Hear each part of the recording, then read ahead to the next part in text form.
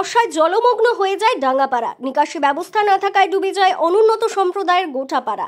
রাস্তা কেটে জল বের করে কোনো রকমে গরিব মানুষের মাটির বাড়ি রক্ষা করা হয়, কিন্তু সেই থেকে হা করে আছে সেই কাটা রাস্তা। সংস্কার করা হয়নি রাস্তা, কালভার্ট করা হয়নি।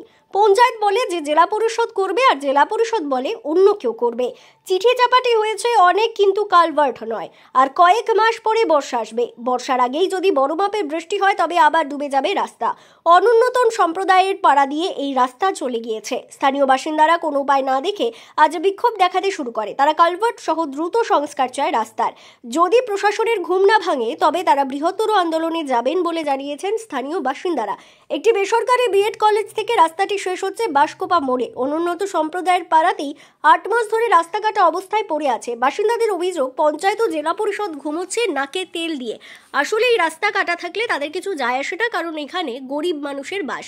এই রাস্তা দিয়ে শিল্প তালুকের শ্রমিকেরা, বহুতল আবাসনগুলির বাসিন্দারা এবং স্কুল কলেজের ছাত্রছাত্রীরা যাতায়াত করে।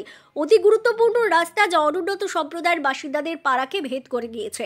বাসিন্দাদের অভিযোগ, পঞ্চায়েত আদৌ তাদের জীবন জীবিকাকে গুরুত্ব দিচ্ছে না বলেই এই রাস্তা সংস্কার করা হচ্ছে না। বাসিন্দারা জানিয়েছেন, কালভার্ট না থাকলে এবং রাস্তা সংস্কার না হলে আমরা ডুবে যাব এবং ডুবে যাবে ঘর, মাটির বাড়িগুলি ধ্বংস হয়ে যাবে। তার দায়িত্ব কে নেবে? মহিলারা জানাচ্ছেন, পঞ্চায়েত বলছে জেলা পরিষদ, আর জেলা পরিষদ বলছে তাদের নয় রাস্তা। তাহলে আমরা যাব কোথায়? আমরা জবাব চাই, না হলে এমন আন্দোলন করব জেলা জুড়ে হুলস্থুল পড়ে যাবে। গরিব মানুষের অধিকার কেড়ে নিতে পারবে না কেউ। রাস্তা দ্রুত না হলে তবে তারা বৃহত্তর আন্দোলনের হুঁশিয়ারিও দিয়েছেন। শুনুন ভিডিওতে। আমরা চাইছি মানে যত জলদি হয় জল ভর্তি এই যে রাস্তা, এই রাস্তার জন্য যত জল এবারে ঘরের মধ্যে ঢুকে যাচ্ছে। 150টা বাড়িকে সব একবারে তুলপাল করলে ঘরের মধ্যে। রাস্তার 8 মাস যে পড়ে আছে, তার রাস্তার বাগানোর ব্যবস্থা হবে তো? আপনি এখন বললেন যে জল হয়ে যায়, ভরে যায়। হ্যাঁ, ভরে যায় তো। কখন? হ্যাঁ, বর্ষাকালে। হ্যাঁ। আচ্ছা, তার জন্য কি রাস্তাটা কাটা হয়েছিল? হ্যাঁ, কাটা হয়েছিল। আচ্ছা, তো এখন কি চাইছেন আপনি? আমরা রাস্তাটা হতে চাইছি। আচ্ছা, হ্যাঁ, রাস্তাটা হোক বা কার্বির হোক, আমরা বর্ষাকালে যেন আমরা কষ্ট না করি। আচ্ছা, এই আবেদন করেছেন? হ্যাঁ, আবেদন করা হয়েছে। কার কাছে? প্রধানের কাছে, উপপ্রধানের কাছে, সবার কাছে আবেদন করা হয়েছে। ওরা বলছে না, আমরা বাগাবো না, এটা বাগাবে, কে? জেলা পরিষদ বাগাবে। আচ্ছা, রাস্তাটা জেলা পরিষদ? হ্যাঁ, প্রধানকে, উপপ্রধানকে সবাইকে জানানো হয়েছে, ভিডিওকেও জানানো হয়েছে। আপনার নাম? আমার নাম কবিতা ধীবর।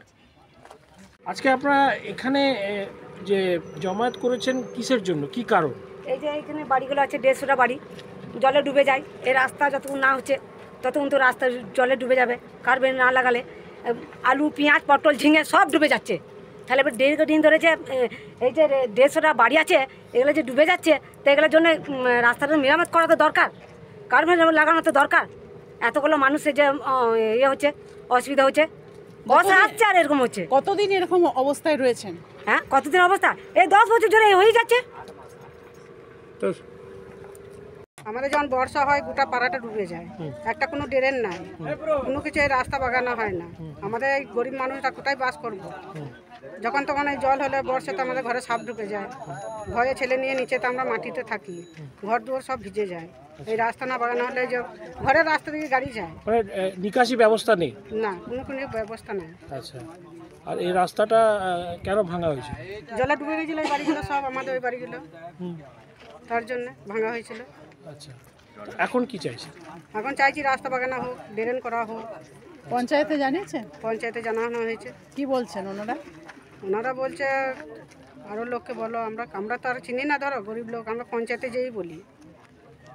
এই রাস্তাঘাট, পুকুরঘাট সবখানে ঢালাই হয়েছে, কিন্তু আমাদের এই রাস্তাটা খালি পড়ে রয়েছে। সব দিকেই তো ঢালাই হয়ে যাচ্ছে, আমাদের এগুলো তো হওয়া দরকার। কতদিন ধরে এই রাস্তার বেহাল? এটা হয়েছে 8 মাস হয়ে গেল, বর্ষা থেকে ভাঙা হয়েছে। আচ্ছা, বর্ষার জন্য ভাঙা হয়েছে? হ্যাঁ। তারপর আর এটা ভালোই ছিল এটা, তারপর তো এটা আর করাই হচ্ছে না, কোনো লোক তো গুরুত্বই দিচ্ছে না। আপনার নাম?